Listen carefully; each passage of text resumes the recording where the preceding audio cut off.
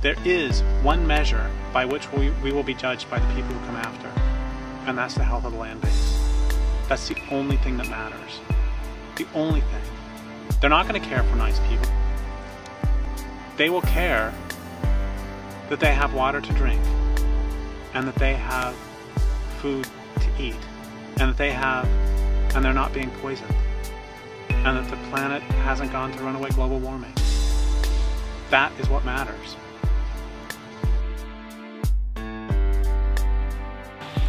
But until people understand that, you can argue with them all you want, and you won't get anywhere. They really have to see that and accept that before you can have any sensible conversation about what to do about that. And so long as people remain oblivious to this fact, you can argue about other things all you want. But till they see that we really are facing a calamity, not for the planet, because life on the planet will go on just fine without us. But we are in danger of making ourselves extinct. It's very hard to imagine what a long-term future is going to be like for architecture, what the long-term plans. We can look to 2,000 years ago, but the game is completely different. All the rules have changed. The resources are different. It's impossible to know how we're going to be living on this planet, if at all, in 100 years, 200 years, or 300 years. The industrial experience was a story with a beginning, a middle, and an end. It was a narrative. It wasn't just something that is established and then goes on forever. That implies that we're going to need to know how to do engineering on a small scale, on a local scale, on a doable scale, on using materials that are common and still available, and technologies that are not too high.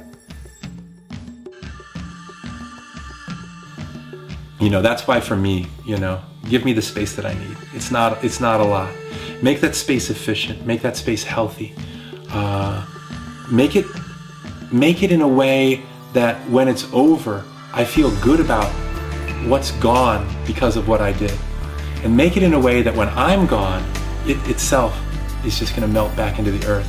And it's not going to be a big eyesore. It's not going to be a gash out of the forest. My house is not going to be a gash out of the forest.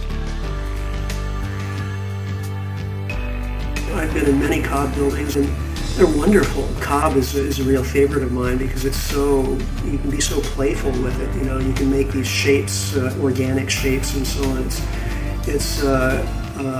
You can build hobbit houses, and you let your imagination run wild.